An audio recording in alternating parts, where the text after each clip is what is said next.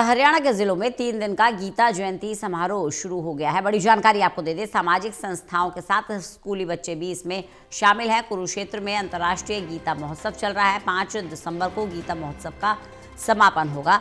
देवेंद्र कथुरिया हमारे साथ, हमारे एसोसिएट एडिटर लगातार बने हुए हैं। देवेंद्र, कुरुक्षेत्र में तो अंतर्राष्ट्रीय गीता महोत्सव चल ही रहा है, साथ ही साथ कई जिलों में गीता जयंती समारोह शुरू हो गया है। क्या ज्यादा जानकारी इसको लेकर? रंजना, अंतर्राष्ट्रीय पहले तो गीता जयंती समारोह मनता था, लेकिन बाद में इसका स्वरूप अंतर्राष्ट्रीय कर दिया गया, क्योंकि बाहर के बहुत सारे लोग आते हैं। जो भारतीय मूल के लोग हैं वो तो आते हैं, लेकिन अंतर्राष्ट्रीय स्तर का किसी न किसी कंट्री का पार्टिसिपेशन भी होता है जो हिंदू विचारधारा वाले हैं। तो चूंकि इस बार ये 21 दिन का है, पहले 15-16 दिन चलता है गीता जयंती समारोह, इस बार 21 दिन का है। 15 नवंबर को शुरू हुआ था और 5 दिसंबर तक चलेगा। इस बार तो प्रधानमंत्री भी गए, नरेंद्र मोदी भी हो आए हैं गीता जयंती समारोह में, जिस दिन गुरु तेग बहादुर का शहीदी दिवस समारोह था, समागम था। तो इससे ये पहले से व्यवस्था कुछ साल से चल रही है कि कुरुक्षेत्र में, क्योंकि सब लोग जा नहीं पाते, अपनी अपनी व्यवस्थाएं हैं, फिर कई लोग थोड़ा सा संसाधन नहीं है, आर्थिक कारण भी हो सकते हैं। तो सरकार ने ये किया था कि पिछले कुछ साल से जिलों में भी 3 दिन का इस तरह के कार्यक्रम किया जाए, गीता का प्रचार हो, ताकि गीता से शिक्षा लेकर जीवन को आदमी अपनी नियंत्रित कर सके।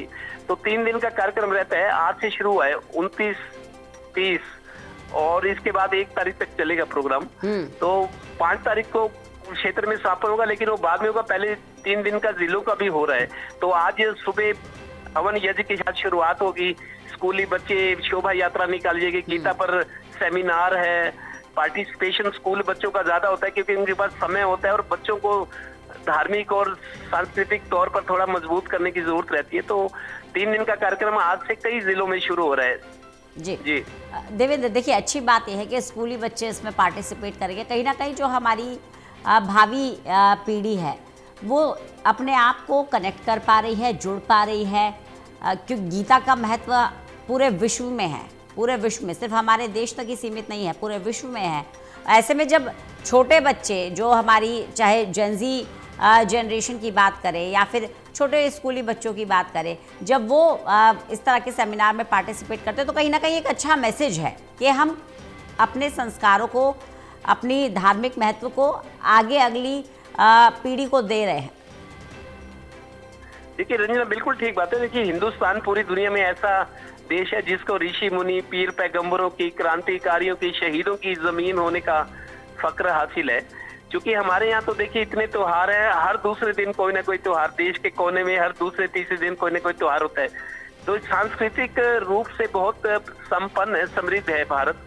और गीता का महत्व तो वैसे भी है। गीता के बारे में कहा जाता है जीवन को नियंत्रित करने का, संतुलित करने का, जीवन कैसे जिए, गीता में इसका सार है।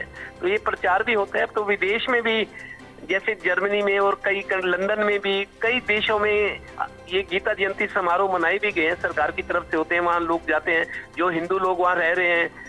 तो गीता को बहुत बड़ा ग्रंथ माना जाता है जो जीवन को संतुलित करता है, एक आदर्श जीवन जीने की प्रेरणा देता है। भगवान कृष्ण के बारे में कहते हैं 16 कलाओं में निपुण है, एक योद्धा के रूप में, एक प्रेमी के रूप में, और सखा के रूप में, योद्धा के रूप में, एक पुत्र के रूप में, एक प्रेमी के रूप में। बहुत सारी उनके लीलाएं हैं, इसीलिए उनको लीला पुरुष कहा जाता है श्री कृष्ण को। तो उन्होंने जो शिक्षाएं दी हैं गीता में, जो कहा गया, तो जीवन को सही तरीके से जीना हो, दुखों से घबराना नहीं चाहिए। जब जैसे कौरव पांडव का युद्ध था तो सामने रिश्तेदार थे, लेकिन यहाँ लड़ाई धर्म और अधर्म की थी, तो उनको अपना कर्म करना चाहिए। अर्जुन जब थोड़ा संकोच कर रहे थे बाण चलाने में, तो और कृष्ण जी ने उनको उनके सारथी बनकर गए थे कि आपको जीवन में अपना कर्म करना चाहिए, फल क्या मिलेगा उसकी चिंता छोड़ दीजिए। तो गीता में बहुत सारी चीजें सार हैं, उसका अनुकरण करने की जरूरत है बस। चलिए, बहुत बहुत शुक्रिया देवेंद्र इस बातचीत के लिए।